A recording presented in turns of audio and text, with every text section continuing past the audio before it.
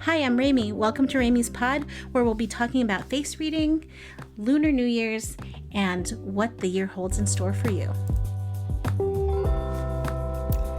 Hey, Remee. Hi, Kumu. How are you? Doing good today. Is this a good weekend for you? It is. Coming up onto the Lunar New Year. Anything fun? You know, like just looking at the energies and trying to figure out how to plan for the year and all the different little customs that I do around the Lunar New Year. Oh, nice. So when is the Lunar New Year again? Is that a specific date? Well, typically it starts during a certain span of time, but the official date is February 17th. Oh, okay. So that is this... What day is that? I think it's Tuesday. A Tuesday, okay. Why is it not the 1st of 2020, like January 20? Oh, yeah, that's a Gregorian calendar, and that's according to a different time frame than the lunar calendar. The lunar calendar, we go according to a more natural cycle, the moon cycles. And so the moon cycles 28 days, and so there are actually 13 cycles within a lunar year. I didn't know that. That's exciting. So you said you were doing some fun traditions. Do you want to share? Well, I usually try and get everything cleaned up, reorganized before the new year, get some bills paid off and make sure I don't owe anybody any money because they say the way you start the year is the way how your year goes. And so I make sure that there's money in my pockets and food in the fridge. All right. This is what I'm doing too then, I guess. Oh, okay. And I've heard that you shouldn't be sweeping off your luck on the day of the new year. That's right. Yeah, okay. That's why you clean before the new year instead of on New Year's Day. You want to kind of just relax and take it easy and enjoy the day and not be cleaning because you want the luck to stay and linger and hang out in your space. And so you make it attractive for the energy to stay with you for a prosperous year. Oh, nice. All right. Speaking about, I guess, the lunar year specifically for this year, what is the zodiac sign for this year? Well, this year we're coming out of a snake year and going into a fire horse year. A fire horse? That's interesting. Okay, so you said wood snake and fire horse. Could you explain? Yes. Why? So the different years have different energies to them, and it's a very complicated way of determining these things, but for our intents and purposes we just need to know that we're going from a wood snake to a fire horse. And so last year was all about sloughing off things that don't serve us, about working on identifying who we are, more about encouraging the identification of like what we want to be. And then this upcoming year moves more into the spiritual aspect of that. Like you've purged out things that don't serve you and now you're going inwards. And so that is because fire, from the fire horse aspect of this, is all about like energy. Fire is about transformation, transition. It's about the spirit. It's about your passions, things that you love, things that are on your path. And in order to do that, you have to dive deeper, look inside. And this year will have more opportunities for adventure, and things will move faster just because the nature of fire is to like be all encompassing. It's also inspiring because sparks are fire too.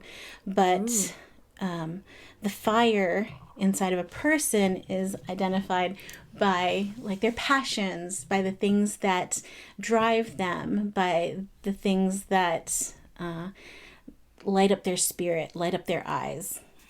Oh, that's interesting. So because we've moved from a wood snake to a fire horse, so it's the transition of you purge and maybe you've healed over the snake year, and then now in the horse year, because it's a fire horse, you're sort of galloping forward. Absolutely, You're just yeah. running towards Are you running towards something, or you're just achieving stuff? Like, Yeah, it's more where, snakes are kind of low to the ground, a little quiet, a little more passive. Horses are a little bit more active.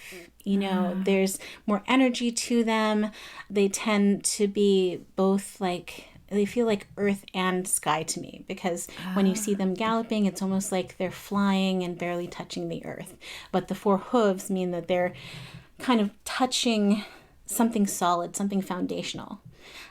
And so with the horse, that has the quality of, having that free-spirited, almost like a touch of the wild, but tameable. ooh, that sounds beautiful. So that's I why, can picture a wild horse in the water and sky right now. yeah. And so you want to look at the qualities of the animal when you're looking at the year. Oh, I see. That's a beautiful explanation. And I love the transition of, the snake being low and then the horse sort of flying, but it's still sort of rooted to the ground. But then there's this element of sky, because for me, sky means freedom and release, almost like a bird, but you're achieving stuff. So Yeah. that's beautiful. Well, since you talked a little bit about the fire horse and what it means, what the fire means, element means a little bit, I guess the fire horse is mostly for people born in this year, right? What about if I was born in a different year? Would I be a different zodiac sign, I assume? Like, how would I maybe go around determining that? Yeah, so there are charts that have done all the work for you. It's very similar to the placemats that you see at Chinese restaurants, where they have all the different animals of the zodiac laid out according to year, but it's a little bit more intricate than that. The lunar year sometimes overlaps with another year. And so say your birthday is in January or February, it's very possible that in that particular year, the lunar year may have started or ended before or after your birthday. And so you want to see for that year when the Lunar New Year is. For example, if someone's birthday was on February 18th of this year, that means that they are a fire horse. But if their birthday was February 16th of this year, that means that they're a wood snake. Oh, wow. So they just missed the fire horse by a day? Yeah. And so you have to look up which day in maybe January, February, the lunar year has fallen on, because the 28 days is not equal to the 30 or 31 days in a Gregorian calendar. That's a good reminder, because I think even when I was looking through my zodiac, everybody was saying that that year was a particular zodiac, and then when I looked mine up, something else showed up, because I was born earlier in the year. So that's right. You have a January birthday. Yes. So I do think that's a good reminder that for people looking up their zodiac. So I guess if I looked up my zodiac, what am I supposed to do with that? How do I use this? Is this useful for me? What would I do with this information? Well, of course you can, look up what the personalities that go with that particular Chinese astrological sign is. But in the case of my readings that I do for people, I use that information of their Chinese astrological sign along with their face features, because the face reading, I include that in the forecast to make the forecast for the fire horse year much more concise and intricate to their specific face, astrology, and the energies for their year. That sounds very interesting. And yes, you are a face reader, so naturally you would be very familiar with that 5 elemental concept. And so because this is going to be a fire year, you sort of combine that fire year with your face reading abilities, right? And so could you maybe give a description of maybe how you'd read, or like what are things that you would look at for your listeners? Absolutely. So when I use the face reading, it's a really unique take on it. I'm not just using the astrological signs. I'm using another dimension to the read, which is their face. And that gives me an idea of what they've been doing with their energy, where they are in their path, and what the potential is for the future. And you combine that with the stars, and it becomes very accurate and very individualized to that person. So, for example, if somebody in this fire horse year has more bushy eyebrows or a wide jaw, that means that their face is a wood type face. And I'm oversimplifying this because a lot of times people are multiple elements. But for example's sake, a wood type face in a fire year, initially they would really be energized by the energy of and the vibe of this year, because fire is a lot of transition, a lot of adventure, a lot of action. And that's the same kind of energy that wood brings, because wood loves to do, loves to be active, loves to accomplish things, loves to, better themselves. And initially, they'll be fascinated and like the clip of a fire year. But eventually, just like in nature, wood is consumed by fire. And so it will lead to wood burning out, being overconsumed, maybe giving too much into the cadence of the year and not knowing to pull back a little bit, not knowing to mitigate like their energy expenditure. And so I would advise them to be good about enforcing more of their watery qualities. Things like meditation, relaxation, respecting their sleep. And so knowing the element of their face gives me an idea of how they're running their energy and how that relates to a fire horse year. Wow, this is deep. This is a lot of information that I think is important for a listener to understand. But it sounds from what you said is that, well, there are two parts of it. First, the fact that you're a face reader and you're able to combine those different details together. But you also mentioned in that part that a face has different elements to it, right? And so this was an example of it. But if a face had a different element other than wood, does that change your type of reading for the year?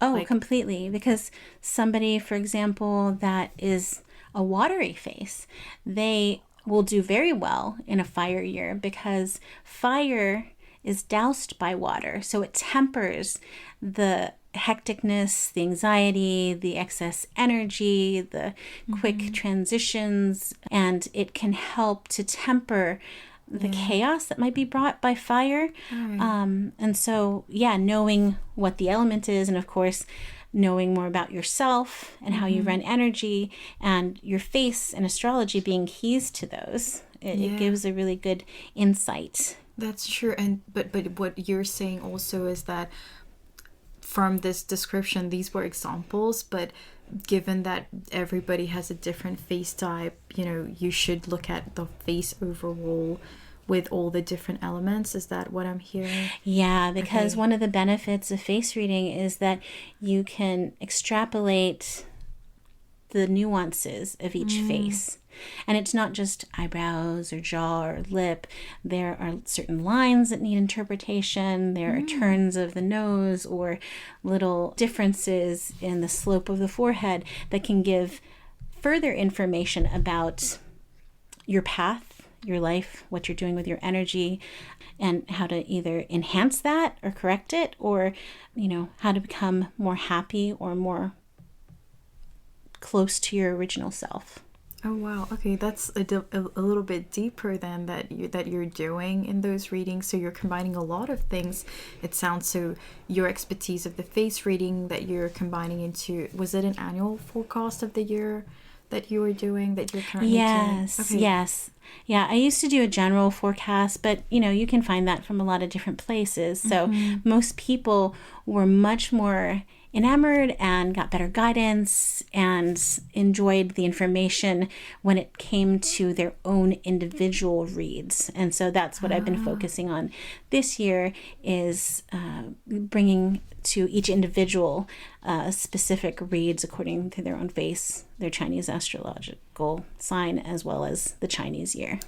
That's fascinating to me, because I do think, and I will say honestly, that I've actually Googled sometimes my forecast for the year, and I'm like, well, I'm sure everybody with the same date of birth have looked at that, and are we really having the same things? Yes. Or the exact same thing? The same year. Yeah, the exact same drama, or like, so it's just fascinating to me that this sounds that you're more, it's a little bit more precision. And I think from my perspective, having a more personal reading, it sounds like at least that this is catered to you, sort of thing. Yeah, because even though everyone is, say, a water sheep, it's like you're not having the same year, because one water sheep could have a lot more pink in their cheeks, and that means that maybe they're having a little bit more anxiety, a little bit more anger in their life. And another water sheep could have a chin dimple, meaning like they actually need to do more public types of performance, or that they're really good in front of people, and maybe should go into those endeavors in a fire year, because those type of endeavors are more fire related. And that's something that with that particular chin dimple means they enjoy that type of thing. Another water sheep could have a really high forehead, and so they are going to be more into analyzing or learning new things in a fire year. And so they might step out of their box and look into more dynamic topics than they usually would, or more hands-on topics in a fire horse year. Okay, that I'm seeing how you're just you just combining those features, and I can really tell that specifically a face, and I'm pretty sure every face is different, even though we have the same zodiac. So let's say if I were interested, how would people go about to figuring that out, if that's exactly the year they're going to have, if they want a more personalized or more to their face, what would be a good thing for that you'd advise? Yeah, well, definitely getting one of my personalized forecasts for the year, and I just need a picture of the face and also your date of birth, and we go from there to find out all these different details into your own individualized forecast for this upcoming year that has guidance specifically made for what you're going through and what you need in your particular year. That's awesome. And I heard you earlier say that you're looking at color, you're looking at lines, and you're reading and interpreting those. That's pretty fascinating. And so that's why you're requesting the pictures as well with the date of birth, right? So the date of birth is for the astrological sign, and then you'll be combining it with the photos and when you do give that personalized reading. Yeah, it just gives me all the dimensions that I need to make a full picture,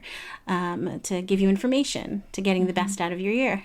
That's awesome. And could I ask you, Remee, how long have you been doing this for? Oh my gosh. Wow.